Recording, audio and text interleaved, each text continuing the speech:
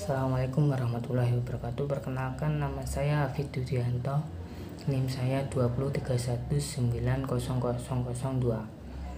Kami dari kelompok 12 akan menjelaskan jenis-jenis mat, ro, dan lam.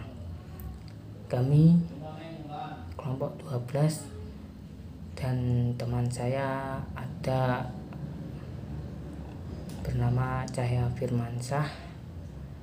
Kami akan memenuhi tugas tahsinul Quran.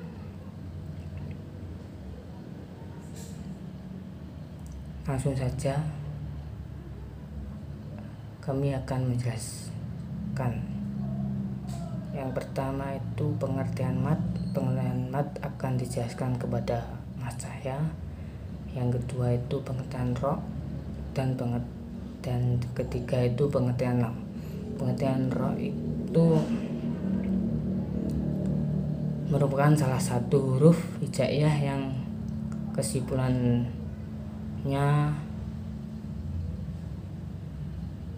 dalam bahasa Arab. Hukum bacaan ro ialah cara mengucapkan lafaz huruf ro secara tarki. Tarki itu tebal dan tarki itu tipis. Yang ketiga itu pengertian lam. Pengertian lam itu secara bahasa tarki itu kecuali lafaz Allah Subhanahu wa ta'ala yang merupakan lafaz jalalah. Berkaitan dengan cara membaca huruf lam, muncul hukum yang dinamakan hukum lam jalalah. Lam jalalah adalah lam yang terdapat pada lafaz Allah Subhanahu wa ta'ala. Kemudian saya akan menjelaskan jenis-jenis hukum ro. Jenis-jenis hukum ro itu ada 3 macam.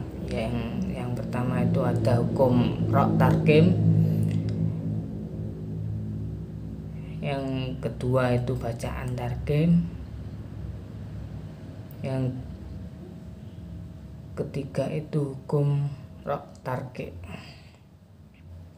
Yang ketiga hukum ro jawazul wajah.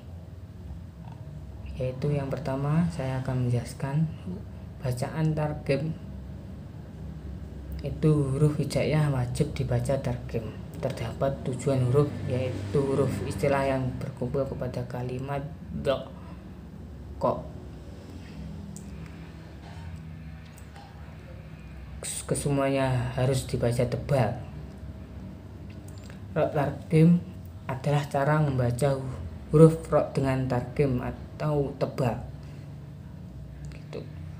Ro harus dibaca tarkim atau tebal karena beberapa, yaitu ada 2 ro yang berbaris fathah atau domah. Yang kedua ro yang bertanda sukun dan huruf sebelum berbaris fathah atau domah. Yaitu saya akan menjelaskan lagi hukum ro tarki. Ro tarki adalah membunyikan huruf-huruf tertentu dengan suara atau bacaan tipis.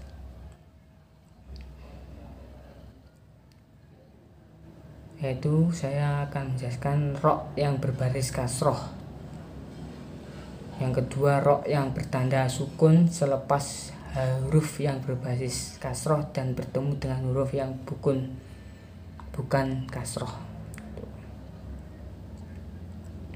Yang ketiga hukum ro jawazul wajah adalah cara membaca huruf ro dengan 2 wajah. Maksudnya boleh ditebalkan atau ditipiskan. Yaitu ada 2 ro sukun yang huruf sebelumnya berbaris kasroh dan bertemu dengan huruf istilah la yang berbasis kasroh juga lebih utama dibaca tipis. Yang kedua ro yang disukunkan di ujung kalimat wakaf yang mendatang sebelum terdapat huruf istilah yang bertanda sukun, dan sebelum huruf istilah ini adalah huruf yang berbaris kasroh. Tuh. Yang ketiga yaitu saya akan menjelaskan jenis-jenis hukum bacaan lam. Hukum lam jalalah yaitu hukum bacaan lam dalam lafadz Allah dan lafadz Quran yang artinya untuk mengagungkan Allah. Cara membaca lam jalalah ada dua macam, yaitu ada tahlid, yang kedua itu tarqiq. Tahlid itu secara bahasa artinya tebal, sedangkan menurut istilah itu yang kedua mengucapkan huruf dengan tebal sampai memenuhi mulut ketika mengucapkannya. Yang ketiga, bunyi lam pada lafadz Allah yang dihukumkan tahlid harus dibaca tebal. Suara yang keluar pun tidak seperti bunyi A, melainkan mendekati bunyi O. Posisi lidah terangkat. Lam jalalah dibaca tahlid manakah lafadz Allah didahulukan oleh huruf yang berbasis fathah atau dhammah. Saya akan memberi contoh, yaitu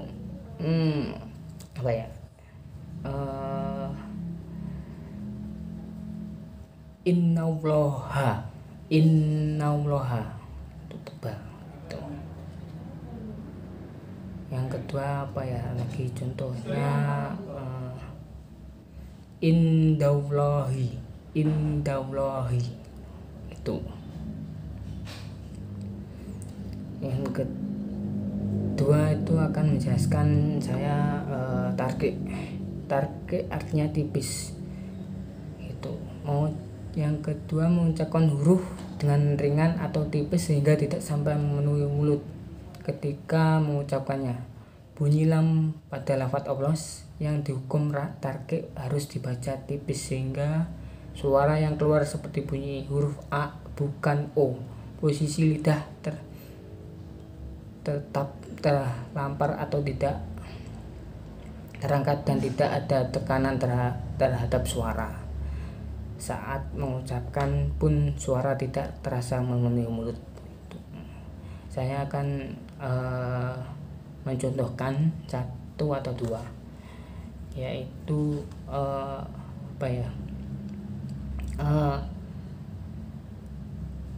yaitu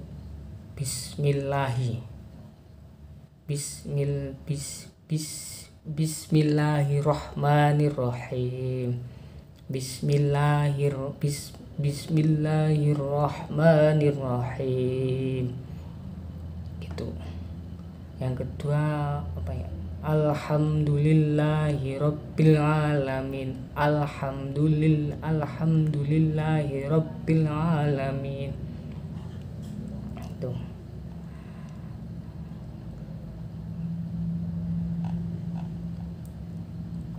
Selanjutnya akan dijelaskan kepada Mas Cahya Firmansyah. Itu mohon maaf kalau ada tutur kata atau menjelaskan atau yang saya tidak berkenan di hati atau ada kesalahan, mohon maaf sebesar-besarnya. Assalamualaikum warahmatullahi wabarakatuh. Saya dari kelompok selanjutnya akan menjelaskan tentang yang namanya mat atau hukum bacaan mat. Kita ketahui, kita langsung ke intinya, bahwasannya mat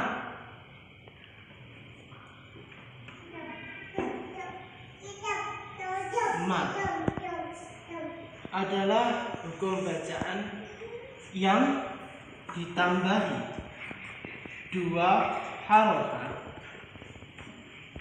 4 harokat, dan 6 harokat. di mana bahwasannya ketika ada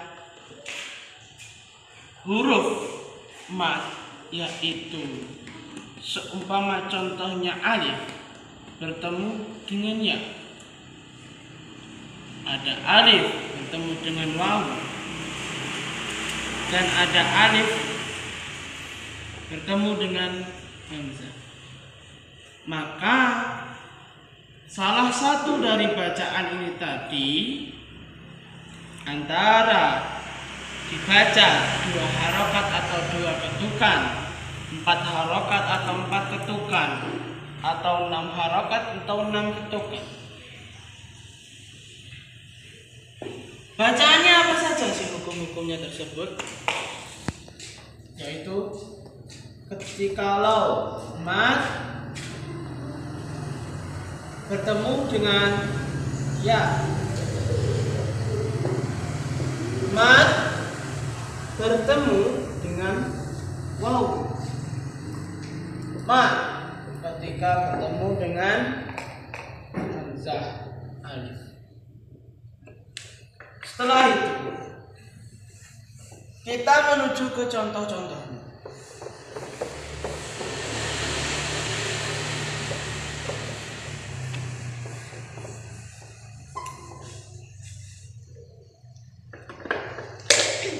Contoh seperti ini.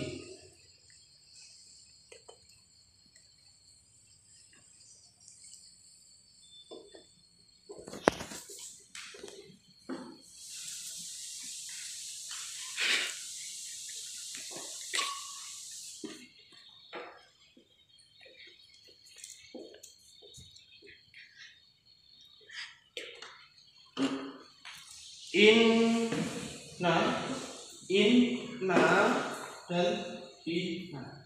Di sini bahwasannya ada huruf mat yang bertemu dengan huruf yang diketahui. Maka ini cara membacanya adalah 2 ketukan atau 2 harokat. Inna ini 4 harokat. Inna yang ini 6 harokat. Bunyinya